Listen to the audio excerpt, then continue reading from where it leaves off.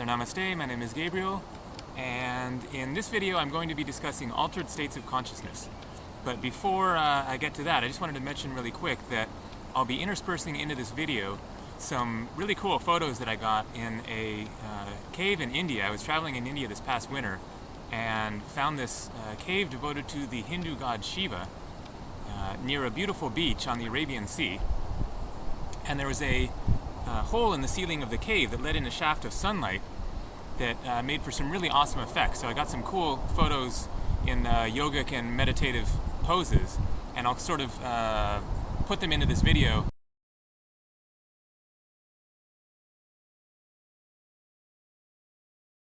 Just to spice things up a little bit and just for a little bit of inspiration, and it goes along with the concept of altered states of consciousness. So the basic underlying concept here to keep in mind is simply that there is much within us that is unrealized.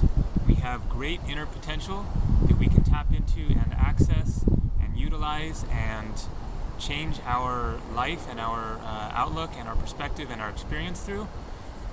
And that this is not just a airy-fairy sort of spiritual concept, but it's very real, it's very potent. Your perception can change in an instant, utterly.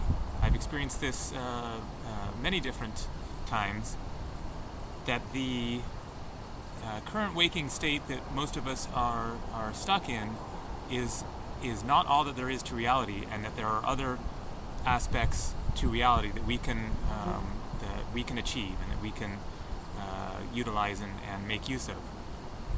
And so simply through the power of our intention to access these other states of being and to see the world in a different light, then we can achieve these states of consciousness.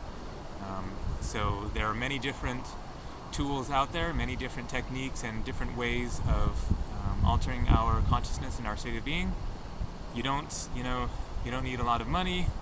You don't need to buy a ticket to India. You don't need anything particularly special other than the intention of altering your consciousness and the tools to go about that.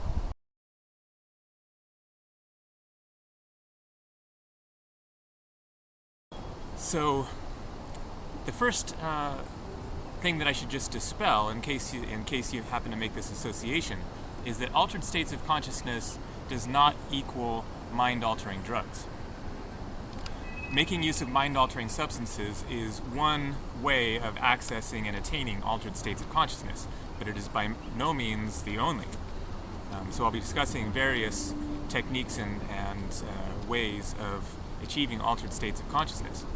So Graham Hancock, who hopefully you're familiar with, if not, look around. He's a really awesome guy who explores both ancient mysteries and the use of mind-altering drugs and various other spiritual concepts.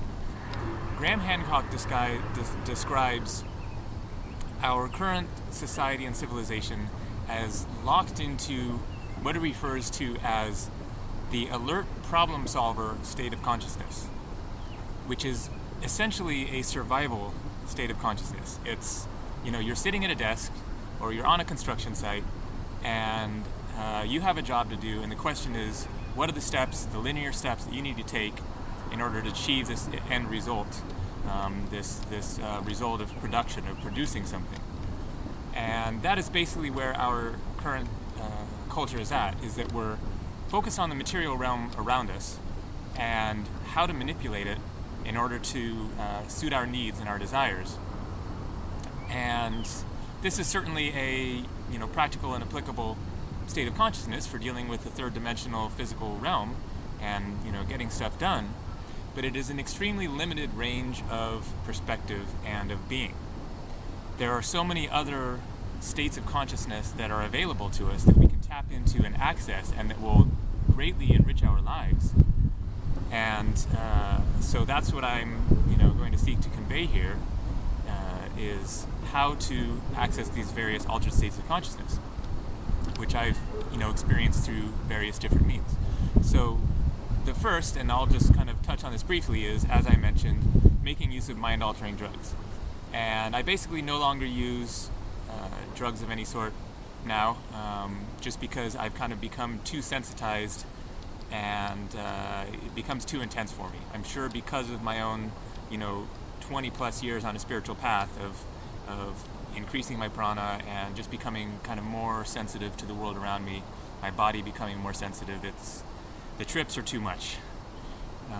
But Carlos Castaneda, all his books are about the use of peyote and how to achieve very altered states of consciousness and explore spiritual realms, get in touch with spirit beings, and all kinds of other experiences through the use of peyote. Personally, I've never used peyote, but I've made use of marijuana, LSD, mushrooms, did ecstasy once, and these all very much showed the way, in a sense, in terms of showing me that the material realm, the physical world around us, is not as it appears to be, and it is not all that there is.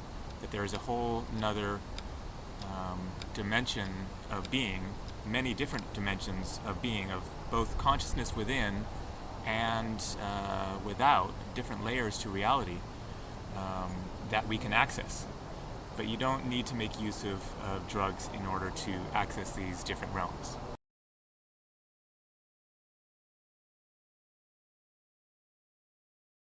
So another technique for accessing altered states of consciousness is meditation.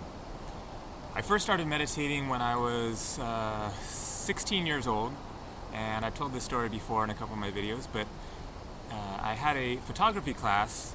This was in Berkeley, California, graduated from Berkeley High School, and I had this photography class that I didn't actually need to graduate, and there was a dark room in there that I would go into this dark room. It had a crack in it that let in just a little bit of light, and so it wasn't used. So it was just this little dark room for changing film or whatever. And so I started going into this dark room during every class, and I would just go in there, close the door in almost complete darkness, and meditate all throughout the class.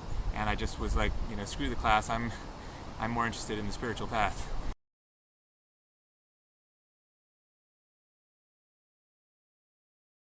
And so in the course of doing that, then I, came to that realization of how there is much within our consciousness that we are not aware of through most of our waking daily life, and that it is a very fascinating, mysterious, multidimensional realm that we can explore if we so choose.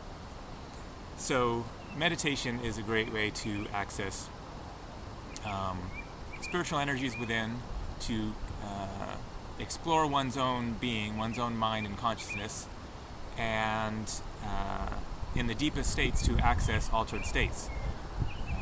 That is the sort of the foundation, the most fundamental aspect of the spiritual path, is just to become more conscious, more aware of what is within you, of your own thought patterns, your feelings and emotions, and leap into that world within. Another way is through yoga and pranayama, which goes along with it, which is yogic breathing. And I'm not a certified yoga instructor, I'm not an expert on pranayama or anything, but you can certainly search around online, and there are, in particular, utilizing pranayama, ways of altering your consciousness through use of the breath, through doing deep breathing, rapid breathing, lack of breathing, holding the breath, exhaling completely the lungs so that you have no oxygen in the lungs for certain periods of time, etc. And in the course of doing so, then you can really reach some altered states of consciousness.